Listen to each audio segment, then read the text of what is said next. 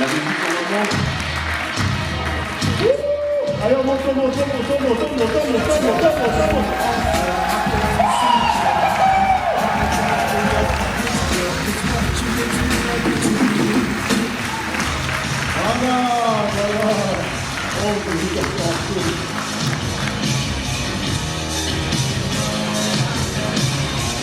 Voilà. Oh, ok, donc le titre de ma conférence, c'est « Avez-vous l'audace de vivre au lieu d'exister ?»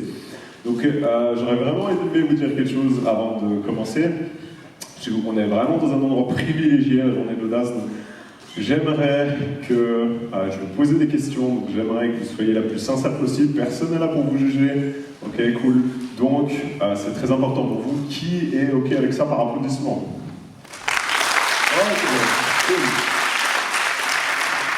Donc moi, comme Sonia vous l'a dit, première conférence que je fais, truc de malade, moi je suis Tony Robbins là, mais... Du coup, moi je voulais vous parler des sujets super fun, ok, qui est cher dans mon cœur, qui est trop cool à mes yeux. Moi je vais vous parler de la mort. D'accord, sérieux, la mort quoi. Enfin, je veux dire, il y a plein de gens qui viennent pour vous, il y a de la musique, il y a de la bouffe, il y a même des feux de joie des fois, peut-être. Bon, c'est pas cool. Ok, cool, tant pis. La mort. On pourrait parler, on peut pas parler de la mort sans parler de la vie, parce que l'une va donner le contraste à l'autre. Et il y a une citation que j'adore qui dit... Sur la slide, il y a un souci avec la... Non, c'est bon, il n'y a pas de slide, t'inquiète.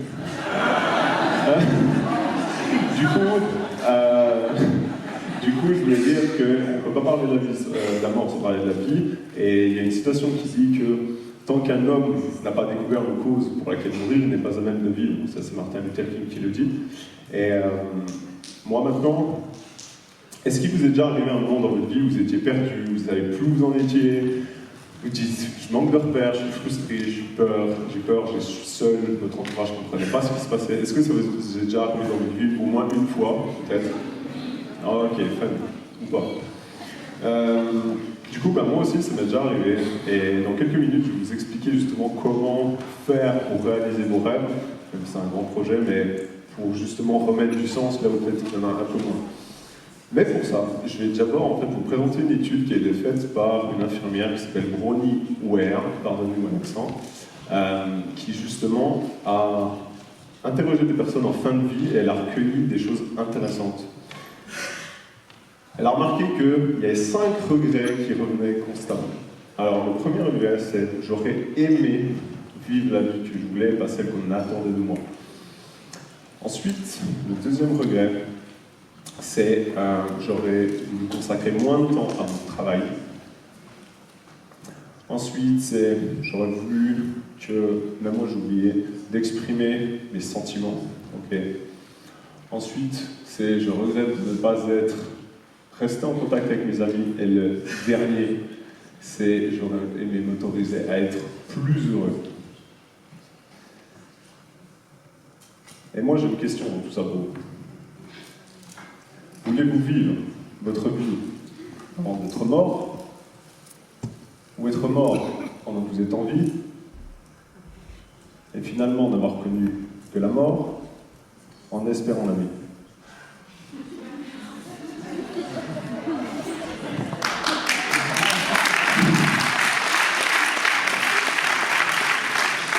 Du coup, j'aimerais vous poser aussi une question. Qu'est-ce qui fait que votre vie vaut la peine d'être vécue?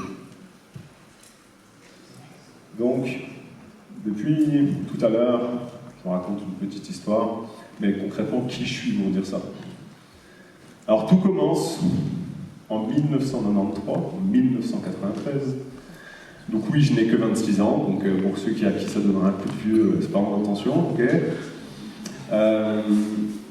Et du coup, en fait, j'ai eu une enfance heureuse, on a manqué de rien avec mon frère aîné Maxime, je veux dire, j'étais vraiment un enfant à m'émerveiller de tout, curieux de tout, bref, j'étais pas clairement le dernier pour faire des bêtises. Hein.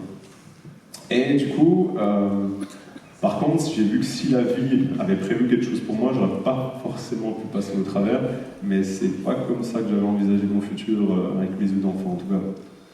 Et ce qui s'est passé, c'est, alors ça a commencé à mes 6 ans, avec le divorce de mes parents. Donc, voilà, c'est des choses qui arrivent, mais en tant que petit garçon, on se rend un petit peu responsable de ce qui arrive. Ensuite, à mes 8 ans, mon frère, il commence à avoir des maux de tête, on ne sait pas trop ce qui se passe. Donc, du coup, mes parents font des allers-retours à l'hôpital. Alors moi, là-dedans, je ne sais même pas ce qui se passe, parce qu'on ne tient pas forcément au courant de ça. Et dans quelques jours, ça a fait 17 ans qu'une tumeur au cerveau a emporté mon frère. Et lui, il avait 12 ans à ce moment-là. Donc, j'ai essayé de surmonter cette épreuve un peu comme je le pouvais pour avoir une vie normale. Ensuite, le dimanche 21 mars 2007, ma mère me dit « Viens Valentin, il faut qu'on se rende à l'hôpital ». Je ne sais plus quelle raison elle me dit ça. Et du coup, je dis « Ok, moi je ne kiffe pas l'hôpital pour le coup ». Donc je me rends à l'hôpital, on rentre dans le bureau d'un médecin, on s'assoit devant le médecin. Et le médecin me dit « Au fait, moi il me dit pas au fait, mais il me dit Valentin, ton père ce matin, en se rendant au travail, il avait un accident de voiture et il est décédé dedans. »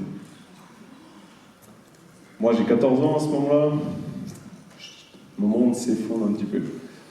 Et à ce moment-là, la haine, la tristesse, la colère, il n'y avait que ça qui me remplissait. Et j'avais qu'une envie, c'était d'être avec eux. Et je me suis même demandé à un moment donné si c'était de ma faute.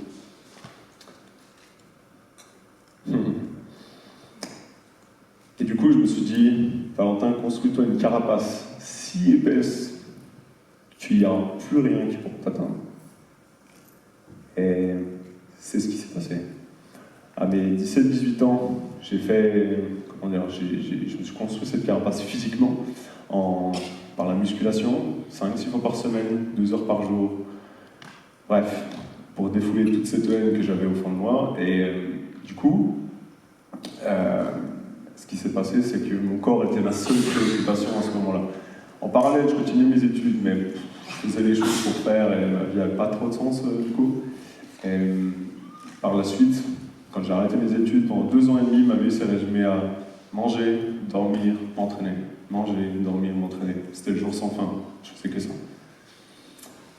Donc, après avoir passé cette période, j'avais quand même une petite voix au fond de moi qui me disait « Mais toi, t'es encore ici.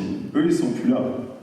Mais mérite ta place. Sinon, leur mort, elle aura servi à rien. » Donc ce que j'ai fait, c'est que jusqu'à aujourd'hui, je me suis dit, ok, tu as pris ton courage pour affronter les événements de la vie, donc maintenant tu choisis l'audace pour aller affronter tes défis que toi tu as choisis. Et c'est ce que j'ai fait, et je considère que ce jour-là était vraiment où ma vie a réellement commencé. Alors, tout n'a pas été rose. Au début, je me suis un peu enfermé dans le développement personnel, c'est-à-dire que moi je cherchais des réponses à ce qui m'était arrivé. Donc en fait, vous voyez le développement personnel, vous voyez tout ce qui est un peu autour, ben moi j'essayais de prendre et de tout savoir. Donc de dire formation, coaching, séminaire, livre, audio, peu importe. Je prenais tout et j'essayais de le manger parce que je voulais avoir plus de connaissances. Donc là, mon mental était ma seule préoccupation à ce moment-là.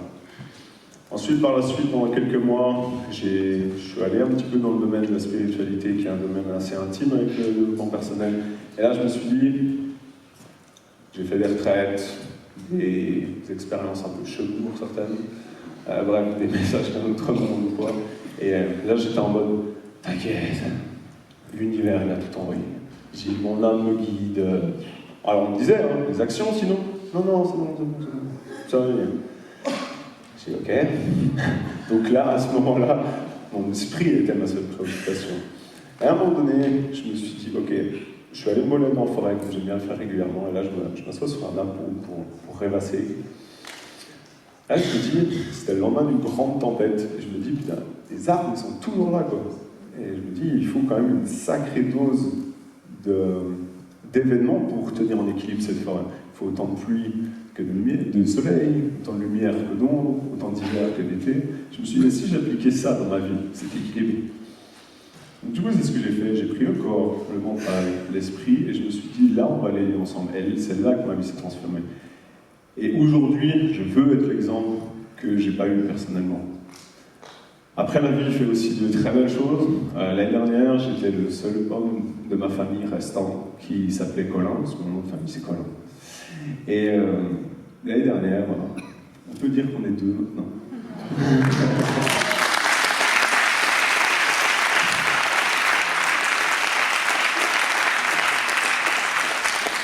Et du coup, réaliser mes rêves, réaliser nos rêves, réaliser vos rêves, c'est pas juste une question personnelle, c'est une question pour votre entourage, votre environnement et pour tout ce qui va vous toucher.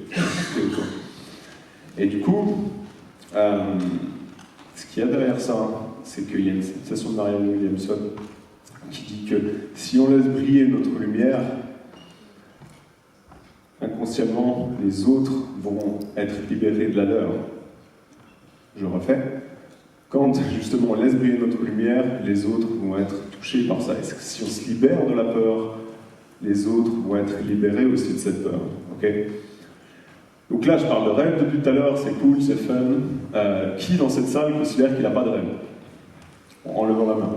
Ok. Il y en a qui sont... Bon, levez. Ok. Il y en a quelques-uns, cool. Est-ce que je peux vous dire quelque chose? Non, je ne sais pas si je vais le dire finalement, parce qu'ils ne sont pas chauds les gars, là. Mais en même temps, je vais passer pour le salaud de la journée. Il va me dire, ah, le petit jeune, il m'a bien enfoncé. Hein. Bon, je le dis ou pas? Ok, cool, hein, ok. En fait, vous avez peur. Vous avez peur de vous mettre en danger pour quelque chose qui vous tient vraiment à cœur. Vous avez peur, et je le comprends, j'ai été dans la même situation. Je vais vous dire une chose. Ça fait flipper de réaliser ses rêves. Ça fait flipper dans le sens où vous dites, ok, je vais me mettre en inconfort, je vais me mettre en danger, je vais prendre des risques, je vais me mettre face au jugement des autres. Mais des fois, ça vous prend au trip quand vous avez envie de réaliser vos rêves, mais des fois, ça bloque à l'intérieur. Et il y a Oscar Wilde qui nous dit, vivre est la chose la plus rare. La plupart des gens, ils sont contents d'exister.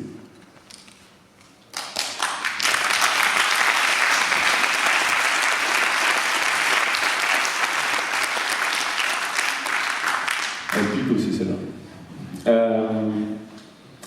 Du coup, je vais passer sur des questions, parce que... Mais je voulais vous dire, aujourd'hui, je suis sur cette scène, grâce au concours notamment, mais ça n'a pas été sans douleur. J'en ai chié intérieurement. Et même si on a été préparé avec Simon qui est là, pour pas qu'on soit trop des poulets sur scène, moi j'essaie de faire mon mieux, mais tous les conférenciers qui sont aujourd'hui, ils ont traversé des difficultés, mais ils savaient pourquoi le faire. Et du coup, petite musique. Non, ça m'inspire une histoire qui dit que c'est une équipe de football américain. Vous voyez tout ce que c'est le football américain, c'est les mecs avec des casques qui se rentrent dedans, ils sont contents, ils lancent des ballons et tout. Okay. Vous voyez à peu près, beau gosse, quarterback, ok.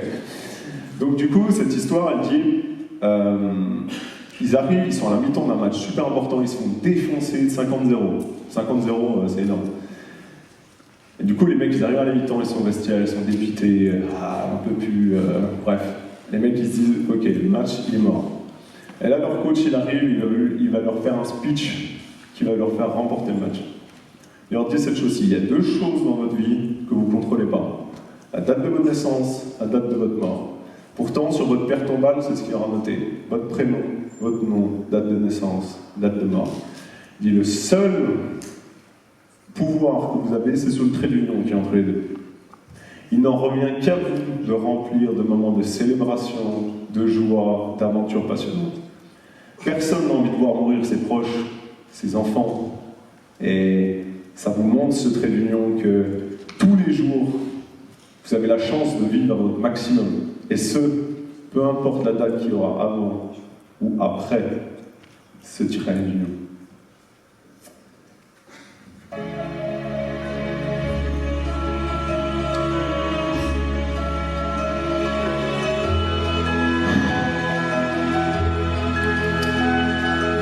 Tout part d'une décision.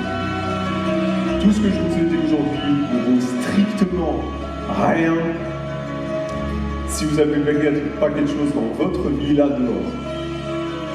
Le mot décide, décision, ça vient d'un mot latin qui veut dire abattre.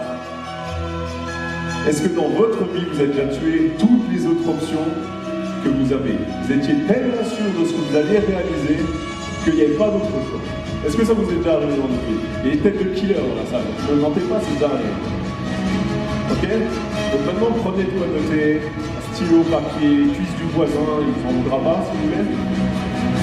Et notez l'action qui, vous savez, vous rapproche de votre rêve.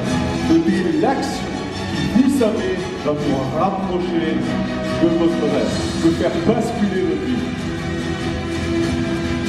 Notez, c'est pas juste un fait. Notez ce qui vous tient à cœur. Et juste à côté, notez la date par contre à laquelle vous allez faire. Parce qu'on connaît ce oui, je vais faire demain. Ouais, note la date, dans un mois, dans un jour, dans une semaine, dans un an. Tu notes ce que tu vas faire. Ça peut être prendre une habitude, ça peut être déclarer votre travaux, démissionner, postuler un poste. Bref, prendre une habitude, peu importe. Vous notez ce qu'il y a ça. Vous dites quand c'est fait à peu près. Oui, à peu près. Ok, cool, c'est fait. Maintenant, moi, je vous repose cette question. Voulez-vous vivre votre vie avant d'être mort? Ou être mort pendant que vous êtes en vie? Et finalement, avoir connu que la mort en espérant la vie. Maintenant, dès aujourd'hui, je m'adresse à vous tous qui êtes sur vos rêves, qui êtes sur le chemin de l'accomplir. C'est très bien tout ça, mais engagez-vous face à vous-même, c'est un contrat. Dites, ok, à cette date, je sais que je l'ai fait. À cette date, je sais que c'est réglé, parce que je prends mon potentiel. Et ça sera le meilleur, le plus grand honneur même que vous pourriez faire pour vous et votre entourage. Merci à vous.